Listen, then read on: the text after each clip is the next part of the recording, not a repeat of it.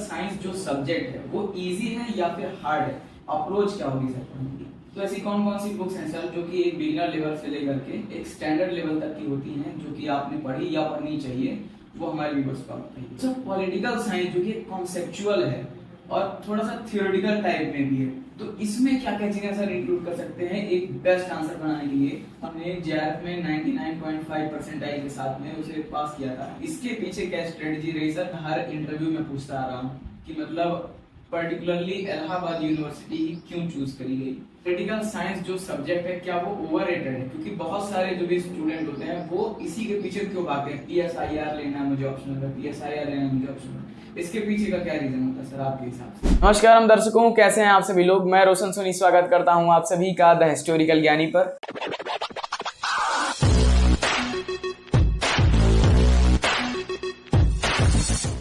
तो स्वागत है आप सभी का द टॉपर स्टॉक के तीसरे एपिसोड में, जहां पर आज हमारे गेस्ट हैं नीरज सर। सबसे पहले वेलकम।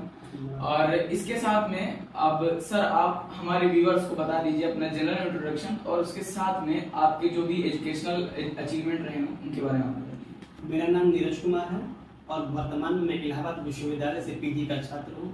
इलाहाबाद विश्वविद्यालय में मैंने 2018 में प्रवेश लिया और उस समय इलाहाबाद विश्वविद्यालय के प्रवेश परीक्षा में मेरा 35वां स्थान था। साथ ही इलाहाबाद विश्वविद्यालय के पीजी के एंट्रेंस एग्जाम में मेरा 7वां स्थान था। वर्तमान में मैं इलाहाबाद विश्वविद्यालय से एमए अंतिम वर्ष का छात्र हूँ। मेरी उपलब्धियों में सबसे पहले मैंने 2021 में यूपी पीसीएस के प्रीलिम्स की परीक्षा पास की। इसके साथ ही सब छोटे यूपीएससी द्वारा आयोजित प्रीलिम्स की परीक्षा मैंने 2022 में पास की। उसका मैंने मेंस लिखा है और उसके रिजल्ट का भी वेट कर रहा हूँ। साथ ही साथ मैंने अपने एमए आखिरी सेमेस्टर में मैंने जेआरएफ की परीक्षा 99.5 परसेंटाइल अंकों के साथ पास की, जो कि मेरा पहला प्रयास था। सर जो सबसे पहला सवाल है वो ये है कि पॉलिटिकल साइंस जो सब्जेक्ट है वो इजी है या फिर हार्ड है, क्योंकि मैंने ये देखा है कि अदर स्ट्रीम्स के भी जो बच्चे होते हैं वो बहुत ही जल्दी पॉलिटिकल साइंस पर कमांड कर लेते हैं, और बहुत सारे ऐसे बच्चे देखे हैं जिनको कुछ समझ में ही नहीं आता है, वो समझ ही नहीं पा रहे कि पॉलिटिकल साइंस में उनको क्या पढ़ना चाहिए क्या नहीं पढ़ना चाहिए। तो अगर जिनके साथ ये प्रॉब्लम आ रही है कि इनको बहुत ज्यादा हार्ड लग रहा है, तो वो इजी कैसे करें या फिर उसको कैसे और अच्छे तरीके से पढ़ सकते हैं, अप्रोच क्या होगी सर पढ़ने की। देखिए, जो पहला क्वेश्चन सबके दिमाग में आता है, क्या राजनीतिक विज्ञान यानी पॉलिटिकल साइंस टफ है आसान। देखिए, सारे सब्जेक्ट की तरह ये भी एक सब्जेक्ट है, और जिसको एक ब्लैक एंड व्हाइट में करने के टफ है आसान है, एक बड़ा डिफिकल्ट डिसीजन होगा। और समस्या तब आती है जब बच्चे बीए में आए और पॉलिटिकल साइंस ले लें, जबकि इंटरमीडिएट तक उनका साइंस बैकग्राउंड है, जैसा कि मेरे साथ भी रहा है। इंटरमीडिएट तक मेरी साइंस की बैकग्राउंड थी और फिर जाके मैंने बीए में सबसे पहले पॉलिटिकल साइंस में मेरा एनकाउंटर होता है।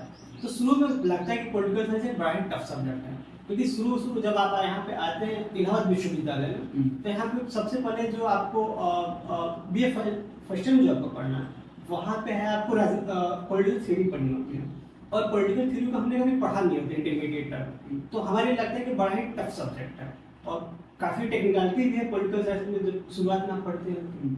लेकिन फिर जब आप थोड़े दिनों तक पढ़ाई करते हैं, बेसिक को थोड़ी समझते हैं, फिर एक बड़ा ही आसान सब्जेक्ट हो जाता है और एक उतना बहुत ज़्यादा मज़ेदार सब्जेक्ट है, जिसमें आप क्योंकि पॉलिटिकल साइंस में जो चीज़ें पढ़ी आपकी डे टू डे लाइफ में होने वाली चीज़ें, जैसे आप अंतर्राष्ट्रीय संबंध, जब आप इंटरनेशनल रिलेशन को पढ़ते हैं, आप पॉलिटिक्स को पढ़ते हैं, गवर्नमेंट, जैसे आप कॉन्स्टिट्यूशन के बारे में कुछ पढ़ा, पॉलिटी के बारे में कुछ पढ़ा, उसका हम डे टू डे लाइफ में देख रहे हैं कि यूज हो रहा है। इंटरनेशनल रिलेशन में हम जो चीजें पढ़ रहे हैं देख रहे हैं डे टू डे लाइफ में कहीं ना कहीं वो चीजें हो रही है। एक बड़ा ही मजेदार सब्जेक्ट है, जिसका करंट से अच्छे रिलेशन है, ये बड़ा ही मजेदार सब्जेक्ट है। तो सर जो अगला सवाल है वो है बुक लिस्ट के ऊपर। जैसा कि आपने बताया कि आपने यूपी पीसीएस का भी प्रीलिम्स दिया हुआ है, आप उसमें क्वालिफाई भी किए थे, इसके साथ ही आप बीपीएससी 67 में भी आपने मेंस दिया हुआ है। तो ऐसी कौन कौन सी बुक्स हैं सर जो कि एक बिगिनर लेवल से लेकर के एक स्टैंडर्ड लेवल तक की होती हैं, जो कि आपने पढ़ी या पढ़नी चाहिए, वो हमारे व्यूअर्स को बताइए। जब आप इलाहाबाद विश्वविद्यालय में प्रवेश करते हैं, तो यहाँ पे सबसे पहले आपको जो बीए फर्स्ट ईयर में सब्जेक्ट पढ़ाया जाता है पॉलिटिकल साइंस में, वो पॉलिटिकल थियोरी है, और दूसरा कॉन्स्टिट्यूशन ऑफ इंडिया वर्ल्ड पढ़ना होता है। पॉलिटिकल थियोरी के लिए आप ओपी गावा की किताब को रेफर कर सकते हैं, जो कि काफ़ी अच्छी किताब है और बड़ी सरल लैंग्वेज में लिखी हुई किताब आप इंडियन कॉन्स्टिट्यूशन के लिए आप लक्ष्मीकांत को प्रीफर कर सकते हैं, आप डीडी वासु को प्रीफर कर सकते हैं। साथ ही वर्ल्ड कॉन्स्टिट्यूशन के लिए भी लाइब्रेरी से आपको किताबें आप ले सकते हैं।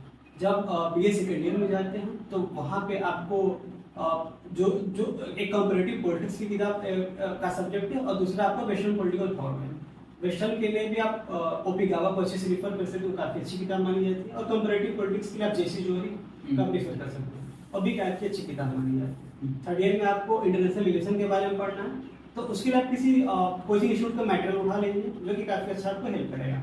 मिल भी जाता है सर, जैसे कि विजन का वगैरह का और भी बहुत सारे, जैसे दृष्टि का भी मिल गया, मार्केट में तो अवेलेबल ही होता है सर, तो उसके नोट्स से काम चल जाता है। हाँ, यूनिवर्सिटी के एग्जाम तक आप कर लेंगे, लेकिन जब आप कॉम्पिटिटिव एग्जाम्स के बारे में कहते हैं, जब आप यूपी पीसीएस के बारे में करते हैं या बिहार पीसीएस के बारे में करते हैं या फिर जब आप यूपीएससी के बारे में करते हैं तो फिर वहाँ पे थोड़ी सी आपको अपने मटेरियल को चेंज करने की जरूरत है, क्योंकि वहाँ पे ऑप्शनल में थोड़ा सा जो यूनिवर्सिटी में थोड़ी सी कुछ चीज़ें कम पढ़नी पड़ती है, ऑप्शनल में मेरे को थोड़ा ज़्यादा पढ़ना पड़ता है। तो वहाँ पे पॉलिटिकल साइंस के लिए अभी तो मार्केट में जो सबसे अच्छी मटेरियल मानी जाती है सुब्रमण्यम मैम की नोट्स को मानी जाती है। जैसे कि मैंने बिहार पीसीएस का मेंस लिखा है तो वहाँ भी हमारा पॉलिटिकल साइंस ऑप्शन पे एक पेपर था और उसके लिए मैंने सुब्रमण्यम मैम के नोट्स को ही पढ़ा था। तो सुब्रमण्यम मैम की नोट्स काफ़ी अच्छी मानी जाती है और इसके अलावा बाकी जो किताबें जो मैंने बताई कुछ चीज़ें आप उससे सप्लीमेंट करें तो काफ़ी अच्छा बना है। तो मुझे लगता है कि शायद अगर आप इस मटेरियल को फॉलो करें तो काफ़ी हेल्पफुल होगा आपके लिए। Okay sir. तो सर जो अगला सवाल है वो है आंसर राइटिंग के ऊपर। आंसर राइटिंग हर एक सब्जेक्ट की अलग अलग तरीके से होती है सर। जैसे कि पिछले एपिसोड में मैंने आप सभी को ज्योग्राफी के टॉपर से इंट्रोड्यूस करवाया था, जिसमें उन्होंने बहुत सारी बातें बताई थी कि उन्होंने ज्योग्राफी में क्या क्या, ज्योग्राफी के आंसर में क्या क्या चीजें इंक्लूड करनी चाहिए, जैसे कि मैप्स हो गए, बहुत सारे फैक्ट्स हो गए, डाटा वगैरह हो गए। तो सर पॉलिटिकल साइंस जो कि कॉन्सेप्चुअल है और थोड़ा सा थियोरेटिकल टाइप में भी है, तो इसमें क्या क्या चीजें सर इंक्लूड कर सकते हैं एक बेस्ट आंसर बनाने के लिए या फिर एक जनरल आंसर से थोड़ा और बेटर बनाने के लिए? जब आप पॉलिटिकल साइंस आंसर राइटिंग की बात करते हैं तो हर सब्जेक्ट की तरह इसका भी अपना एक अलग लैंग्वेज है। जैसे आप ज्योग्राफी का आंसर लिखते हैं तो वहाँ पे आपको मैप्स, डेटा, फैक्ट ऐड डालना है। जैसे आप इकोनॉमी का आंसर लिखते हैं तो आप इकोनॉमिक सर्वे बजट से के साथ डेटा, गवर्नमेंट की रिपोर्ट डालें तो उसका एक अलग इम्पैक्ट पड़ता है आंसर राइटिंग। वैसे ही पॉलिटिकल साइंस की अपनी अलग लैंग्वेज है, तो उस लैंग्वेज में यदि आप आंसर लिखते हैं तो मुझे जहाँ तक लगता है और मेरा जो अनुभव है वो कहता है कि आपको एक अच्छे मार्क्स मिलेंगे, या फिर यूनिवर्सिटी में हो या फिर किसी अदर कॉम्पिटिटिव एग्जाम्स में। जैसे कि यूनिवर्सिटी में भी मेरे काफ़ी अच्छे मार्क्स हैं, जो स्ट्रेटजी मैं अपनाता हूँ। और बिहार पीसीएस का मैथ्स लिखा तो उसमें मेरा काफ़ी अच्छा मतलब पेपर गया था, तो वो स्ट्रेटजी को मैं आपके साथ शेयर करना चाहता हूँ। जैसे पॉलिटिकल साइंस में कई उसकी ब्रांचेस फिर बन जाते हैं, जैसे political theory, western political thought हो गया, कंपैरेटिव पॉलिटिक्स हो गया, इंडियन पॉलिटी एंड कॉन्स्टिट्यूशन की बात आती है, इंटरनेशनल रिलेशन की बात आती है, तो सबकी एक अपनी अलग लैंग्वेज है। मैं सबसे पहले पॉलिटिकल थ्योरी और वेस्टर्न पॉलिटिकल थॉट की मैं बात करना चाहूँगा। जब आप इसमें आंसर लिखते हैं तो उसमें आपको जैसे इसमें आपको डेटा और फैक्ट को डाल नहीं सकते, पूरी थ्योरी है, तो एक थ्योरी को दूसरी थ्योरी से आपको क्रिटिसाइज भी करनी पड़ती है। जैसे आप मान लीजिए कि मुझे रॉल्स की थ्योरी ऑफ जस्टिस को एक्सप्लेन करना है, तो सबसे पहले मैं उसके इंट्रो में लिखूंगा रॉल्स की थ्योरी ऑफ जस्टिस क्यों आई थी, सबसे पहले वो क्यों आई थी, तो हिस्टोरिकल बैकग्राउंड दिखाऊंगा कि वहाँ पर पॉलिटिकल थ्योरी का डिक्लाइन हो रहा था, उसको रिवाइव करने के लिए क्या किया कि रॉल्स ने थ्योरी ऑफ जस्टिस के बाद 1971 में आई थी। उसके बाद दिखाऊंगा कि थ्योरी ऑफ जस्टिस के पार्ट क्या कहते हैं, क्या क्या चीजें उसमें दिया था। इसके बाद जब मेरी थ्योरी ऑफ जस्टिस, रॉल्स की थ्योरी ऑफ जस्टिस लिख लूंगा तो मेरी चीज यहीं पे खत्म नहीं होती। अब मेरा अगला काम होगा कि उसको क्रिटिसिज्म देना, उसको मैं रॉल्स की थ्योरी ऑफ जस्टिस को मैं क्रिटिसाइज करूंगा। जैसे उसको कम्युनिटेरियन ने कैसे, जैसे कम्युनिटेरियन थिंकर ने उसको कैसे क्रिटिसाइज किया था, उसके बाद अमर्त्य सेन ने उसको कैसे क्रिटिसाइज किया था। जैसे अमर्त्य सेन ने कहा था कैपेसिटी बिल्डिंग की बात की थी, जैसे अफर्मेटिव एक्शन की जगह पर अगर आप कैपेसिटी को बिल्ड करते हैं तो जस्टिस सोसाइटी में प्रिवेल करेगा। जैसे कि उसमें फेमिनिस्ट ने उसको क्रिटिसाइज किया था कि रॉल्स ने अपने थ्योरी में कहीं भी फेमिनिस्ट पर्सपेक्टिव को नहीं अपनाई। तो जब ये एक्स्ट्रा मटेरियल डालते हैं तो आपके आंसर बड़ी अच्छी है। पॉलिटिकल थ्योरी हो गई, वेस्टर्न पॉलिटिकल थॉट की बात हो गई, जैसे आप अगर मार्क्स के आंसर लिखते हैं तो मार्क्स को कुछ सिंगर्स ने क्रिटिसाइज किया है, जब आप उनकी क्रिटिसिज्म को भी डालते हैं तो आपके आंसर काफी अच्छे माने जाते हैं। अगर मैं इंडियन पॉलिटी एंड कॉन्स्टिट्यूशन की बात करूं तो वहां पे आंसर को अच्छे लिखने के लिए आपको 2 से 3 चीजों की आवश्यकता होगी। सबसे पहले आपको कि संविधान के किस अनुच्छेद या आर्टिकल में चीज दी हुई है, सुप्रीम कोर्ट का इस पे क्या कोई ऑब्जर्वेशन है, कोई केस लॉ रहा है, तो जब आप ये सब चीजें ऐड करते हैं तो आपको एक अच्छे नंबर मिलते हैं। वैसे इंटरनेशनल रिलेशन के जब आप आंसर लिखते हैं तो उसकी एक अपनी अलग ही लैंग्वेज है। जैसे इंटरनेशनल रिलेशन में आपको कुछ टर्म्स जो होते हैं जो उसकी अपनी टर्म्स है, जैसे स्ट्रैटेजिक ऑटोनॉमी हो गया, स्ट्रैटेजिक कल्चर हो गई, जैसे अब्सटेन फ्रॉम वोटिंग हो गया। तो ये सब जो टर्म्स हैं जो आप रेगुलर हिंदू या फिर अदर अच्छी जो पेपर में आप पाएंगे, अगर आप उस वर्ड को यूज करते हैं तो काफी अच्छी आपके आंसर मानी जाती है। जैसे कि मान लीजिए कि अगर मुझे दिखाना कि रसिया और यूक्रेन के बारे में भारत एक निष्पक्ष भूमिका निभा रहा है, तो मैं दिखाऊंगा कि बिटवीन रसिया एंड यूक्रेन बार India is maintaining an strategic autonomy. जो स्ट्रेटेजिक ऑटोनॉमी होगा, India is having a rich strategic culture in terms of nuclear details हो गया। तो वहाँ पर जब आप स्ट्रेटेजिक कल्चर, स्ट्रेटेजिक ऑटोनॉमी की आप बात करते हो तो वहाँ पे उसके आंसर को बड़ा इनरिच करता है। जो कॉपी चेक करने वाले जो प्रोफेसर्स हैं उनको लगता है कि नहीं, इसके पास एक डीप नॉलेज है, क्योंकि ये पॉलिटिकल साइंस में वो लैंग्वेज को यूज करता है। तो मुझे लगता है कि आप अगर इस स्ट्रेटजी को फॉलो करें तो आप एक अच्छा आंसर लिख पाएंगे। तो सर जैसा कि आपने शुरू में ही बताया कि आपने जेआरएफ में 99.5 परसेंटाइल के साथ में उसे पास किया था, तो ये सर पहले तो बहुत ही टफ एग्जाम माना जाता है कई सारे छात्रों के लिए, बहुत सारे छात्र इसमें लगे रहते हैं, कई लोगों का नहीं भी होता है। आपने 99.5 परसेंटाइल अचीव किया है, इसके पीछे क्या स्ट्रेटजी रही सर? इसके साथ में आप अदर कॉम्पिटिटिव एग्जाम में भी रहे, जैसे कि आपने यूपीपीसीएस और बीपीएससी के बारे में भी बताया, तो वही सारी चीजें कि सर इसको और जेआरएफ दोनों को कैसे आपने मैनेज किया, उसके साथ इतने अच्छे नंबर के साथ में आपने अचीव किया, तो इसके बारे में आप थोड़ा सा बताइए। देखिए, मैं आपके दर्शकों को ये बताना चाहूँगा कि जेआरएफ की परीक्षा मैंने एमए फर्स्ट सेमेस्टर में पास की और ये मेरा पहला प्रयास था। इसके लिए अगर जो मेरी स्ट्रैटेजी थी उसको मैं आपसे शेयर करना चाहूँगा, और उसके बाद मैं आपको दूसरी चीज़ बताऊँ कि आप स्ट्रैटेजी कैसे बनाएं। और एक चीज़ और है कि जेआरएफ की परीक्षा के लिए मैंने 22 से 25 दिन मैं बस तैयारी कर पाया, क्योंकि मेरे पास वक्त बहुत कम थे। और मेरी 12-15 को मैं बिहार पीसीएस का एग्जाम देकर खाली हुआ था फरवरी को, और जेआरएफ की परीक्षा मेरी 6 मार्च को थी। तो मेरे पास मैक्सिमम बीच में 22 से 25 दिन मिले थे, और साथ में मेरे यूनिवर्सिटी के 8 पेपर लिखने थे मेरे को। तो उन दिनों मतलब मैक्सिमम मेरे को 15 से 17 दिन मिले थे, और थोड़े से अगर और दिन गिन ले यूनिवर्सिटी के पेपर के दिनों को तो 22 से 25 दिन मेरे को मैक्सिमम मिल पाए थे, और उन दिनों में ही बस मैंने जेआरएफ की परीक्षा पास की। बट मेरे पास एक एडवांटेज था कि मेरी ऑप्शन की पढ़ाई पहले से कर चुके, जैसे मैं जब बिहार पीसीएस की मेंस लिखा तो मैंने ऑप्शन तैयार कर लिया था, तो उसका मेरे पास एक एडवांटेज था कि जेआरएफ के लिए काफी कुछ चीजें मैंने पहले पढ़ ली थी। तो मेरे को जो एडिशन के मेटेरियल ग्रुप में ऐड करना, जैसे जेआरएफ में क्या होता है, वहाँ के आपको फैक्ट आते हैं, क्रोनोलॉजी आपकी आती है, और डेट्स से, जैसे मान लीजिए आपकी कोई टीटी हो गया, सीटीबीटी कंप्रेसिव टेस्ट बैंड टीटी हो गई, एनपीटी हो गया, ठीक है। तो ऐसे टीटीज को क्रोनोलॉजी में बोल देगा, तो इसको आपको तो जो उस जेआरएफ की परीक्षा के लिए जो कंसेप्चुअल तैयारी थी मेरी पहले से तैयार थी। 22 से 25 दिनों में बस मैंने पेपर 1 की तैयारी की, और उसके अलावा जो फैक्चुअल चीजें पूछी जाती है जेआरएफ की परीक्षा मैंने उसकी तैयारी की। तो मैंने जो रिसोर्स मटेरियल यूज किए थे, एक यूट्यूब चैनल है पोल साइंस है, जो पॉलिटिकल साइंस के लिए है, उनके लिए बड़ा ही अच्छा यूट्यूब चैनल है पोल साइंस हेल्प करके है। तो मैंने पोल साइंस हेल्प, तो वो एक नोट्स पब्लिश करते हैं जेआरएफ नेट के लिए, तो मैंने उनकी नोट्स को खरीदा और उसको प्रिंट करवाया, और उसके बाद उसको मैंने पढ़ा। उसके साथ साथ मैंने पॉलिटिकल साइंस के लिए जो प्रीवियस ईयर में क्वेश्चन जो पूछे गए थे 2011 से जो अब तक जो पूरे क्वेश्चन उन्होंने अपने यूट्यूब चैनल पे करवाया होगा, तो मैंने उसको पूरा का पूरा किया। और उसमें जो एक्स्ट्रा एडिशन मटेरियल मेरे को मिला, कुछ फैक्ट मिले, कुछ किताबें मिले, क्योंकि ये सब चीज़ें मैं ऑप्शन में अपने पढ़ा नहीं था काफ़ी, ठीक है, क्योंकि वो सब ऑप्शन में डीप पढ़ाई थी। जैसे मान लीजिए कि रॉल्स की 4 किताबें हो गई, या फिर ग्रामसी की 4-5 किताबें हो गई, मार्क्स की किताबें हो गई, उसकी क्रोनोलॉजिकल ऑर्डर हो गया, ये सब चीज़ें हम लोग ऑप्शन में उसमें फोकस नहीं करते हैं। तो बस मैं इन सब चीज़ों के फोकस के लिए मैंने उस नोट्स को यूज़ किया, और उसको मैंने पढ़ा अच्छे से। इस तरह से मैंने पेपर 2 की तैयारी की। पेपर 1 के लिए क्या हुआ कि मेरा यूपीएससी का बैकग्राउंड रहा है, तो सीसेट के कारण मेरा जो है 4 चीज़ें काफ़ी से तैयार थी, मैथ्स, डीआई, उसके बाद कम्प्रीहेंसिव और इन्वायरमेंटल इकोलॉजी वाली सेक्शन थी। तो मेरे को 4 सेक्शन ऑलरेडी तैयार थी, 6 सब टॉपिक मेरे को और तैयारी करनी थी। उसके लिए मैंने क्या किया कि मैंने भरत कुमार एक यूट्यूब चैनल है, तो वहाँ से मैंने पढ़ाई की थी और उनके लेक्चर्स देखे थे यूट्यूब से, और उसके बाद फिर उसको मैं किया था। तो JRF में मेरे जो मार्क्स थे वो थे पेपर 1 में मेरे 37 मार्क्स थे और पेपर 2 में मेरे 70 मार्क्स थे, तो कुल मिलाकर मेरे 107 मार्क्स थे JRF में, और मेरी जो परसेंटाइल थी 99.5% थी।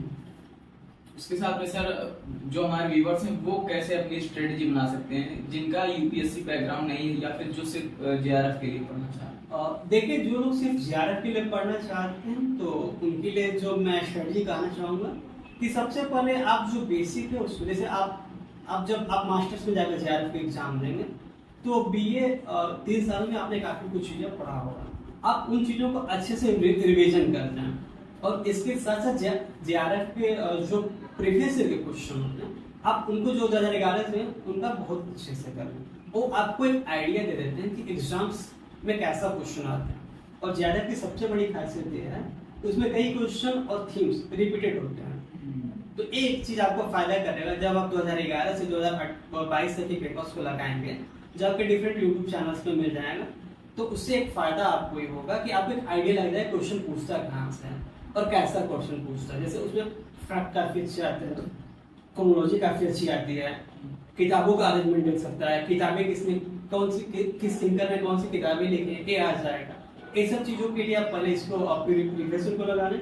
उसके बाद जो बेसिक किताब है, जैसे कि पॉलिटिकल थ्योरी के लिए आप ओपी गावा को यूज कर सकते हैं, वेस्टर्न पॉलिटिकल थ्योरी के लिए भी आप ओपी गावा को यूज कर सकते हैं, इंटरनेशनल रिलेशंस के लिए आप कोई एक अच्छी मार्केट से कोई किताब ले लीजिए। जैसे मेरी तो सुब्रा मैम की नोट्स को मैं पढ़ा था ऑप्शन के लिए, तो मेरी तो काफ़ी IR की जो चीज़ें तैयार थी, तो मेरे को बस क्या था कि बस फैक्चुअल जो डेटा थे उसके मैंने जो पोल साइंस हेल्प की नोट्स थी उसको यूज किया।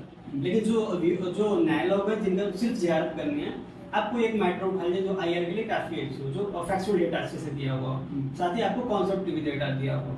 इसके अलावा जो पॉलिटी है उसके लिए लक्ष्मीकांत आई थिंक बहुत इनफ है, और कंपैरेटिव पॉलिटिक्स के लिए आप जैसी जो है कि आप किताब में वो भी काफ़ी अच्छा भी हो।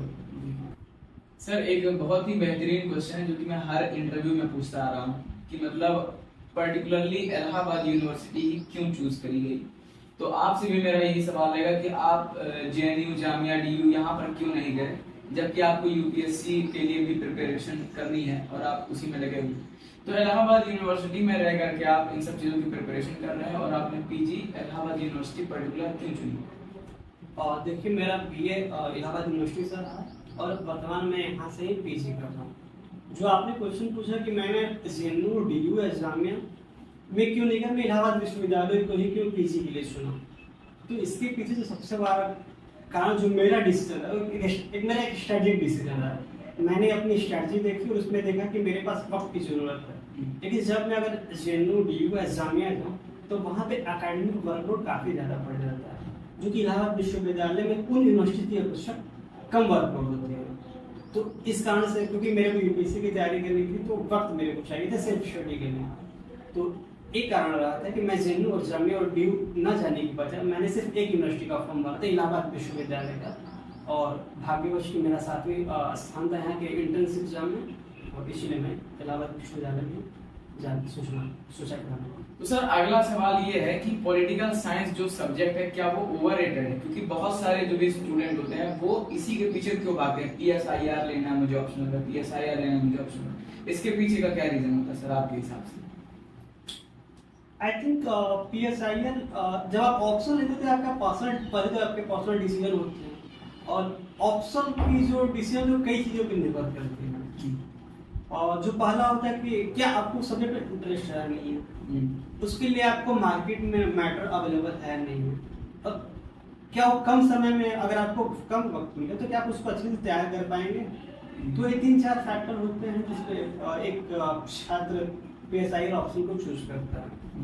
और जैसा कि आपने कहा कि आजकल काफ़ी छात्र PSIR को चूज कर रहे हैं, तो इसके पीछे का कारण जहाँ तक मैं समझ पाता हूँ, क्योंकि ये जो सब्जेक्ट है करंट ओरिएंटेड है, जैसे आप पॉलिटिकल थियरी हो गई, वेस्टर्न पॉलिटिकल थॉट तो छोड़ दें, तो बाकी जो चीज़ें बड़ा ही करंट चीज़ें जो आपको डे टू डे लाइफ में आप न्यूज़पेपर से कवर कर सकते हैं, तो इसमें एक चीज़ में मज़ा आता है। जैसे मेरा जो पर्सनल चॉइस था पॉलिटिकल साइंस लेने का, क्योंकि मेरे को मजा आता है चीजें इंटरनेशनल रिलेशन में कुछ हो रहा है, रशिया यूक्रेन में वार हो रहा है, या फिर ऑयल क्राइसिस आपकी हो रही है, WTO में कुछ चल रहा है, यूएन में कुछ चल रहा है, तो ये सब चीजें क्लाइमेट चेंज को लेकर कुछ चल रहा है जो कि हमारे पॉलिटिकल साइंस का पार्ट है।